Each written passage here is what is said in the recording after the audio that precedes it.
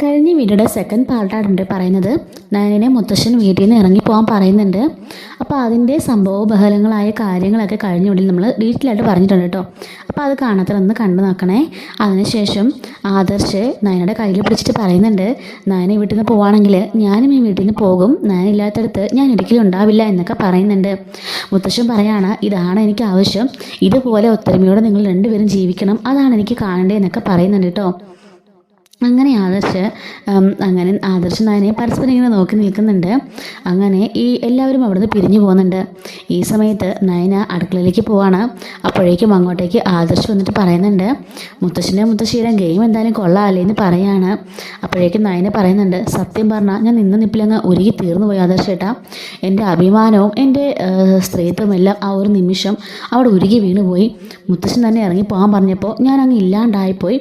ആ നിമിഷം ഞാൻ തീരുമാനിച്ചു, ഇനി ഒരിക്കലും അനന്തപുരം തറവാടിൻ്റെ പടി ഞാൻ ചവിട്ടില്ല എന്നൊക്കെ. അത്രമാത്രം മാനസികമായി ഞാൻ വേദനിച്ചു പോയി എന്ന് പറയാണ്. ആദർശ് പറയാണ്, ഞാനങ്ങ് ഷോക്കായിപ്പോയി. എപ്പോഴും മുത്തശ്ശനല്ലേ നിനക്ക് സപ്പോർട്ടീവായിട്ട് നിൽക്കുന്നത്, ആ മുത്തശ്ശൻ തന്നെ അങ്ങനെ പറഞ്ഞപ്പോൾ ഞാനങ്ങ് ഇല്ലാണ്ടായിപ്പോയി എന്ന് പറയാണ്. ഇങ്ങനൊരു ട്വിസ്റ്റ് അതിലുണ്ടായെന്ന് ഞാൻ ഒരിക്കലും കരുതിയില്ല എന്നൊക്കെ പറയുന്നുണ്ട് കേട്ടോ. അപ്പോഴേക്കും നയന പറയാണ്, അതെന്തായാലും നന്നായി, എൻ്റെ ആദർശേട്ടന് എന്നോടുള്ള സ്നേഹം എത്രത്തോളം ആണെന്ന് എനിക്ക് മനസ്സിലാക്കാൻ സാധിച്ചല്ലോ എന്ന് നയന പറയുന്നുണ്ട്. ആദർശ് പറയുന്നുണ്ട്, ഓഹോ അങ്ങനെയാണല്ലേ. നയന പറയാണ്, എൻ്റെ കൈ പിടിച്ചിട്ട് പറഞ്ഞല്ലോ ഒരിക്കലും എൻ്റെ കൈ വിടില്ല, ഇവളെൻ്റെ ഭാര്യയാണ്, മരണം വരെ ഈ കൈ എൻ്റെ കൈയോട് ചേർന്നിരിക്കുമെന്നൊക്കെ ആദർശേട്ടൻ പറഞ്ഞല്ലോ. അത് തന്നെയാണ് ഒരു പെണ്ണിന് കിട്ടാവുന്ന ഏറ്റവും വലിയ സമ്പത്ത്, എനിക്കത് മാത്രം മതി ആദർശേട്ടാ എന്നൊക്കെ പറയുന്നുണ്ട് കേട്ടോ. അങ്ങനെ നയന അടുക്കളയിൽ പാചകമൊക്കെ ചെയ്യുമ്പം ആദർശം സഹായിക്കുന്നുണ്ട്. എന്നിട്ട് നയന പറയാണ്, ഈ നിമിഷം എൻ്റെ ജീവിതത്തിൽ മറക്കാൻ പറ്റാത്തൊരു ദിവസമാണ്. കാരണം ഞാൻ ഒരുപാട് സങ്കടപ്പെടുകയും അതിനുപരി സന്തോഷിക്കുകയും ചെയ്ത ദിവസമാണ്. എൻ്റെ ഭർത്താവിന് എന്നോടുള്ള സ്നേഹം എനിക്ക് മനസ്സിലാക്കാൻ സാധിച്ച ദിവസമാണെന്നൊക്കെ പറഞ്ഞിട്ട് അവൾ ഒത്തിരി ഇങ്ങനെ സന്തോഷിക്കുന്നുണ്ട് കേട്ടോ. അപ്പോൾ ഇത് വാതിക്ക് വന്ന് ദേവയാനി ശ്രദ്ധിക്കുന്നുണ്ട്.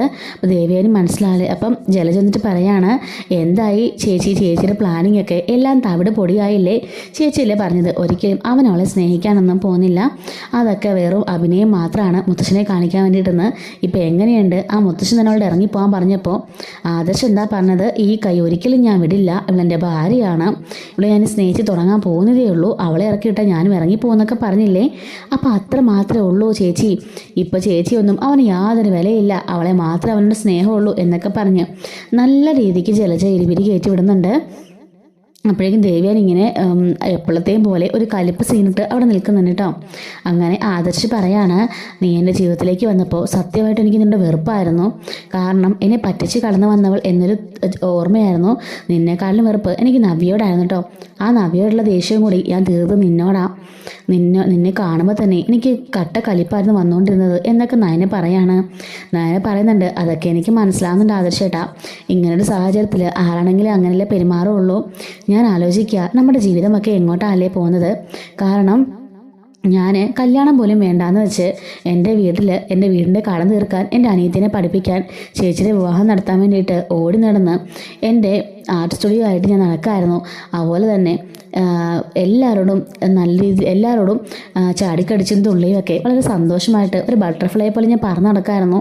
ഒറ്റ നിമിഷം കൊണ്ടല്ലേ എല്ലാം മാറി മറിഞ്ഞത്. എൻ്റെ അമ്മയുടെ ആക്രാന്തവും എൻ്റെ ചേച്ചിയുടെ ആക്രാന്തവും എല്ലാത്തിനും കാരണം അവർക്ക് സ്വത്തുള്ള വീട്ടിലേക്ക് വിവാഹം കഴിച്ചു വരണമെന്നായിരുന്നു അവരുടെ ഏറ്റവും വലിയ ആഗ്രഹം. അതുകൊണ്ടല്ലേ അതെല്ലാം സാധിച്ചത് എന്നൊക്കെ പറയുന്നുണ്ട്.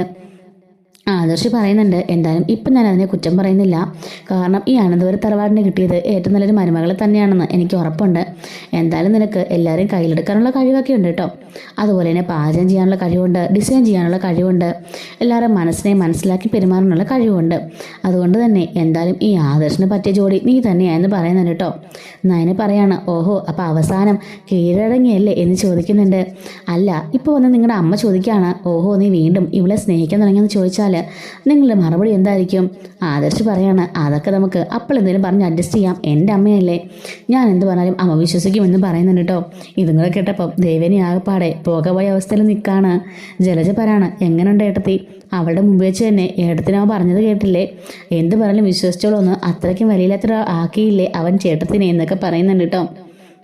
എന്നിട്ട് നയനെ പറയാണ്, വിശ്വസിക്കും, നിങ്ങളുടെ അമ്മയല്ലേ, എനിക്കറിയാം. ഇപ്പം തന്നെ വരും ആദർശി എന്ന് വിളിച്ചുകൊണ്ട്. എന്നിട്ട് പറയും, നീ വീണ്ടും അവളെ സ്നേഹിക്കാൻ തുടങ്ങിയോ?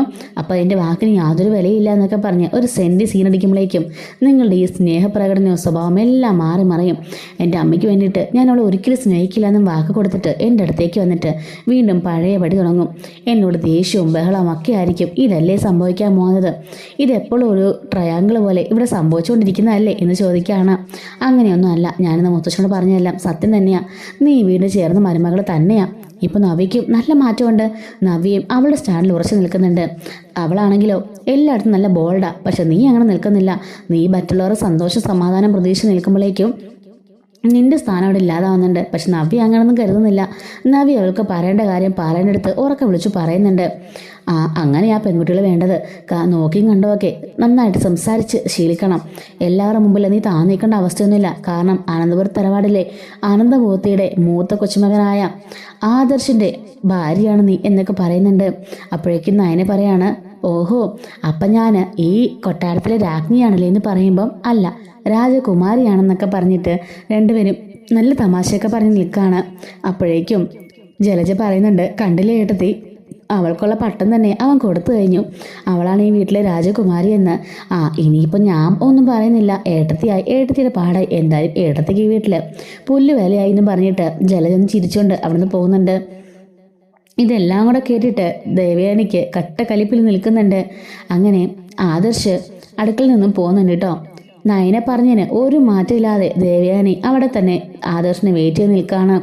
അപ്പോഴേക്കും ദേവനെ കണ്ടപാടെ ആദർശ് ഒന്ന് ഷോക്കാവുന്നുണ്ട്. എന്താടാ അവിടെ തന്നെ നിന്ന് കളഞ്ഞത്? അമ്മയുടെ അടുത്തേക്ക് വരുന്നില്ലേ എന്ന് ചോദിക്കുന്നുണ്ട്. അല്ലമ്മേ, ഞാൻ ചുമ്മാ അവിടെ എന്ന് പറയുമ്പം ഭാര്യയുടെ കൂടെ അടുക്കളയിൽ കയറുന്നതിന് തെറ്റൊന്നുമില്ല എന്ന് പറയുന്നുണ്ട്.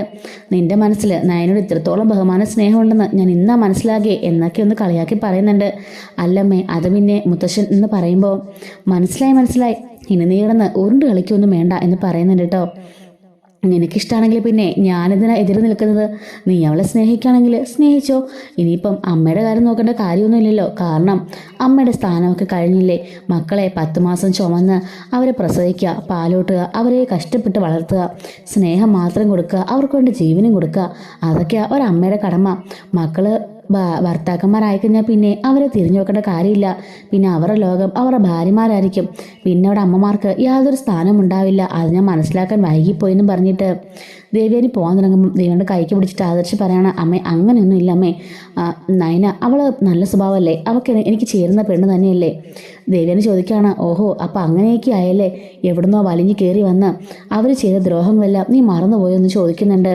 അമ്മേ അതൊക്കെ പഴയ കാര്യമില്ലെന്ന് ചോദിക്കുമ്പം ഓഹോ പഴയ കാര്യമാണല്ലേ, എല്ലാം നിനക്ക് പഴയതായല്ലേ, മതി ഇനി എന്നോടൊന്നും മിണ്ടണ്ടായെന്നും പറഞ്ഞിട്ട് ദേവ്യാനി ദേഷ്യപ്പെട്ട് പോകുന്നുണ്ട്. ഈ അമ്മയുടെ ഒരു കാര്യം എന്ന് പറഞ്ഞിട്ട് ആദർശ് ദേവിയുടെ പുറകെ തന്നെ പോകുന്നുണ്ട് കേട്ടോ.